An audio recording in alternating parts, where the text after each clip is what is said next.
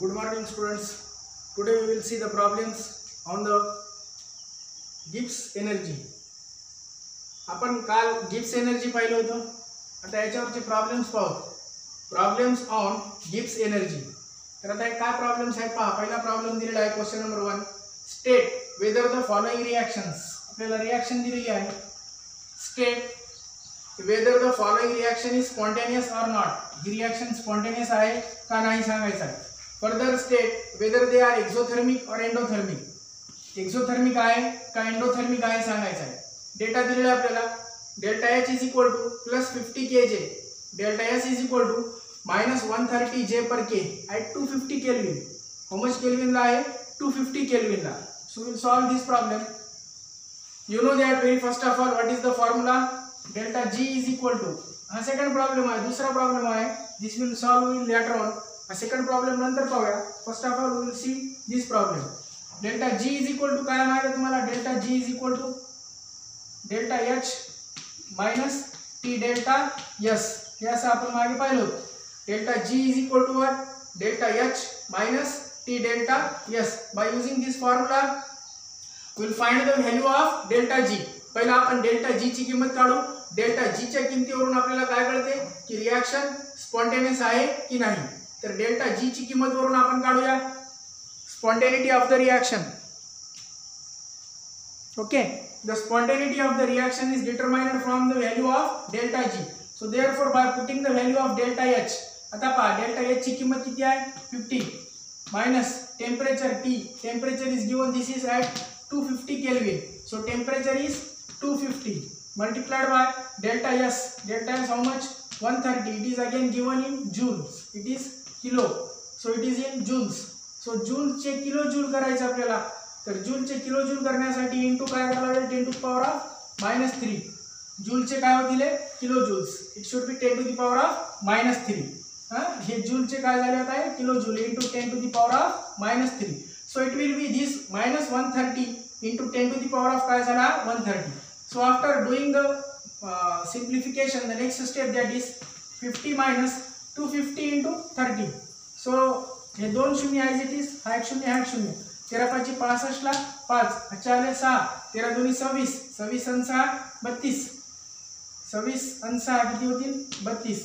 So the point now into 10 to the power of this minus sign as it is, this minus sign it is multiplied by this whole. So minus and this will be the minus, it will become minus minus becomes plus. Now this minus and this minus becomes plus into 10 to the power of -3 as it is. 10 to the power of -3 as it is. So it comes 50 plus. आता 10 to the power of -3 असल्याने point 1 2 3 नंतर 1 2 3 नंतर point कुठे येईल काय 32.5. So finally therefore delta G is equal to, ही delta G ची किंमत येईल किती येईल आता आहे 5 ला 5 ॲज इट इज, 2 ला 2 5 आणि 3 किती होईल 8. 82 पॉइंट किती आला 5.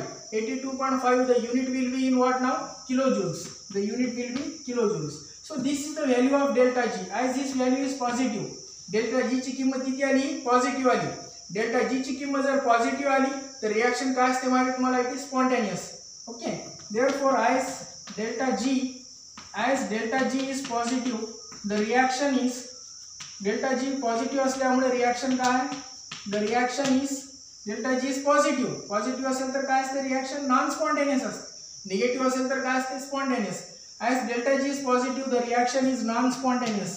ही reaction कशी होऊन जाईल आता non-spontaneous. Why? Because the value of delta G is what? Positive. The value of delta G is positive, therefore the reaction is non-spontaneous. आणखी विचारलं आपल्याला spontaneous आहे की non-spontaneous. Further आपल्याला further आणखीन काय काढायचं आहे. Further state whether they are exothermic or endothermic. Exothermic आहे का एंडोथर्मिक आहे काढायचं आपल्याला. तर एक्सोथर्मिक आणि एंडोथर्मिक काढण्यासाठी डेल्टा H च्या किमतीवरून ठरते. So what is the value of delta H. Next answer that is as delta H. as delta H. Now delta H कसा आहे बघा आता आहे as delta H is +50 kJ and it is कसा आहे positive. It is positive. Delta H is positive. Delta H is positive असल्यामुळे reaction काय असते आता एंडोथर्मिक असते. माइनस असेल तर काय असतो एक्सोथर्मिक, प्लस असेल तर काय असतो endothermic. Therefore it is positive, delta H is positive, therefore the reaction is what is the reaction? Therefore the reaction is endothermic. This reaction is now endothermic. Why this reaction is endothermic? Because the value of delta H is positive. So in this way this problem is solved. Now we'll see the second problem. For the reaction, now the second problem, listen, for the reaction, okay.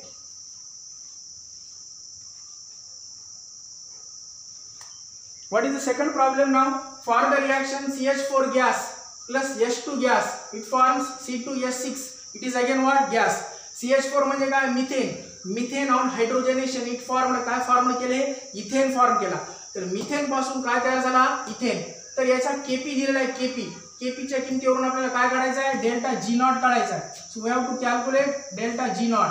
So what is formula of delta G naught? Yesterday we have seen. The solution is now in this way. Solution delta G naught is equal to काय पाहिलं होतं आपण?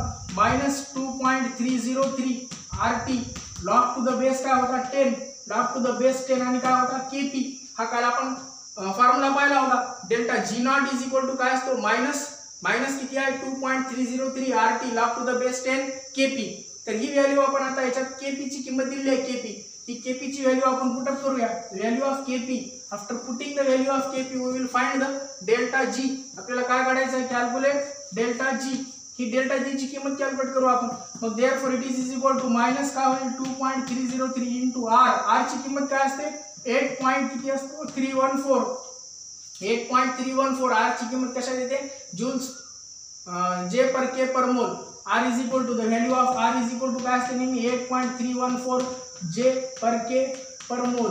R ची value in जे per K per mole असते R. Temperature T is given आपल्याला at 25 degree Celsius. Temperature 25 degree Celsius. 25 degree plus 273 is equal to किती होतो? 298 कशामध्ये येते? Kelvin temperature. So we will put this value. After putting this value into T. Temperature किती आहे? 298 into log to the base 10. Log to the base 10 KP. KP किती आहे पाहत आहे? 3.356. The value of KP is 3.356 into 10 to the power of किती आहे? 17. Okay.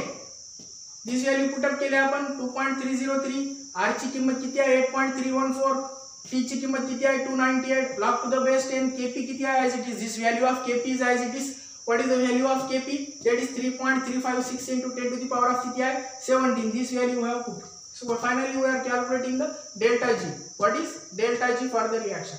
So therefore after putting this value, so all this ikka multiplication as it is now 2.303 into 8.314 into 298 into आता log to the base 10 किती आहे? log to the base 10 3.356 आहे. 3.356. म्हणून याला काय करावं होता? लॉग टू द बेस 10 तशाला तसाच. आता याचा लॉग कसा बघायचा हे बघण्यासाठी लॉग टू द बेस 10 ही किंमत याचा काय होईल आता? 17 point. So it will B direct multiplied by 17 point. Okay. का? कारण याची पॉवर किती आहे? 17. आता 33 चा 5 6 मध्ये बघायचं. लॉग मध्ये बघा 33 चा 5 6 मध्ये. तर 33 चा 5 6 मध्ये किती येतो? 17.526. 17 किती येते? 526. 33 चा बघायचं 5 6 मध्ये. 33 चा 5 6 मध्ये किती येतो? 526. So it is 17.526. Why? Because the 10 to the power of किती आहे? 17. 10 टू द पॉवर ऑफ 17 असल्यामुळे किती घ्यायचे? 17. 17 पॉइंट किती? 526. So this complete multiplication. After doing this complete multiplication final answer that is the we will get the all multiplication complete minus sign as it is 1000 100,000.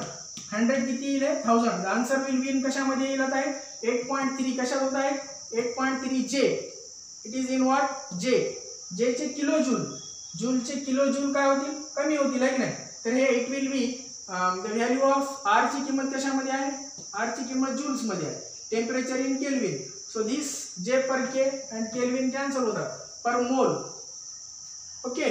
आणि हे joule मध्ये आला. It is answer is in joules. This much is the joule झाले. आता या जूलचे kilo joule करायचं असेल तर काय होईल? इट विल बी -100. -100 काय होऊन जाईल? Kilo joule. जूलचे किलो जूल. जूलचे 1 जूल मध्ये किलो जूल. किलो मध्ये जूल किती असतात? 1000. So it should be multiplied by 10 to the power of कितीने केला आपण -3 पावर ऑफ -3 ने मल्टिप्लाय केल्यानंतर पॉइंट किती नंतर जाईल 100. So that's why the delta G naught ची व्हॅल्यू किती आली this is the -100 kg. The final answer is what that is the -100 kg. Delta G naught ची व्हॅल्यू काढली आपण आता माइनस डेल्टा जी नॉट ची व्हॅल्यू किती आली -100 kg अँड हे काय राहिलेलं आहे अजून हे मोल पर मोल हे मोल युनिट काय राहणार आहे kj पर मोल पण राहणार आहे ॲज इट इज जे हे जे आणि पर मोल इट वाज इन जे फर्स्ट ऑफ ऑल जे चं काय केलं आपण kilo joule per mole. The final answer that is the value of कोणाची आली delta G naught. So delta G naught is equal to किती आला -100. So how we have calculated for this problem. The reaction was given. In this reaction the value of Kp is given. Kp ची किंमत दिलेली आहे. Kp ची किंमत काढण्यासाठी हा फॉर्म्युला वापरायचा. फॉर्म्युलाला काय असतो 1 marks for the formula. Every formula you have to the 1 marks. So first of all write the formulas. If you know the formula you can solve the problem easily. So by putting the value delta G naught is equal to किती आली -2.303 RT log to the base 10 काय आहे Kp. Kp ची किंमत किती आहे दिली होती आपल्याला. Kp ची किंमत this was the value of Kp. Calculate delta G naught calculate केला आपण. मग delta G naught is equal to किती आला -100 kg. So these are the problems on what Gibbs energy. These are the problems on the Gibbs energy. Okay, so these are the two answers finally we have got for this problem. This is the final answer, and for this problem this is the final answer. Two answers for these two questions. This was the first question and this was the second question. These are the two questions. These are the questions. This was the problem and here this was the problem. These are the solutions and this was the solution. This is also okay.